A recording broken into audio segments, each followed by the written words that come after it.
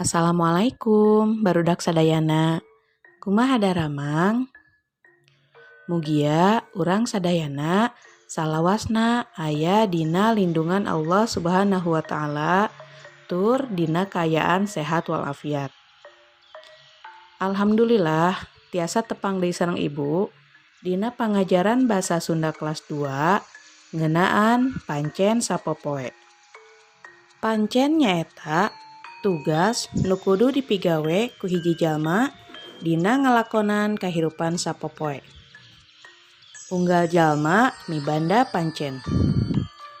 Pancen pikeun kolot nyaeta nyiar kipayah. Pikeun nyumponan pangabutuh. Pancen pikeun budak nyaeta nyiar pangarti pibekeleun nyorang kahirupan mangsa dewasa. Sakumna pancen, boh pancen di imah atawa pancen di sakola kudu dipigawe kalayan daria.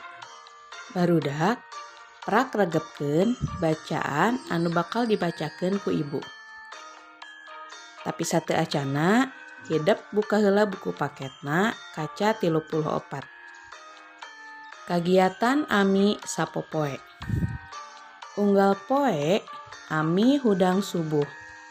Sabada salat subuh, ami maresihan kamarna. Simbutna ditilepan, kasurna dirapihkeun. Teu tinggaleun kamarna disapukeun.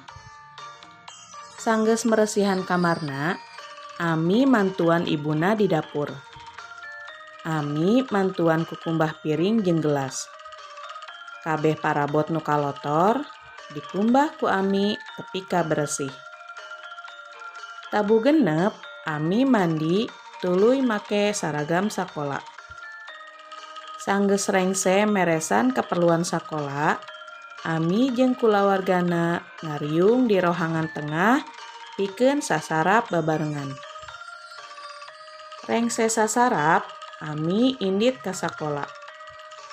Inditna leumpang lantaran sakolana teu pati jauh ti imahna. Balik ti sakola, ami tara tuluy ulin. Ami sok sare beurang pikeun ngareureuhkeun awakna. Kabiasaan kitu teh ku ami dilakukeun ti leuleutik. Pas sore, ami mandi tuluy migawe pancen PR ti guruna. Sanggeus rengse, ami ulin jeung babaturanana. Memeh sare, ami meresan buku-buku jeung pakakas pikeun sakola isukna. Sabada ngarasa sagala rupa kaperluan geus diberesan, ami sok langsung sare. Sangkan isukna bisa hudang subuh. Nah, barudak sabada hidep ngaregepkeun carita kagiatan ami sapopoe, ayeuna prak tataan kagiatan naon bae anu sok dilakukeun ku hidep ti isuk nepi ka peuting kana jadwal kagiatan nu engke bakal dikirimkeun ku Ibu. Alhamdulillah pangajaran basa Sunda dinten ayeuna parantos rengse. Mugia hidep tiasa ngartos kana sakedik penjelasan nu tos ku Ibu diterangkeun.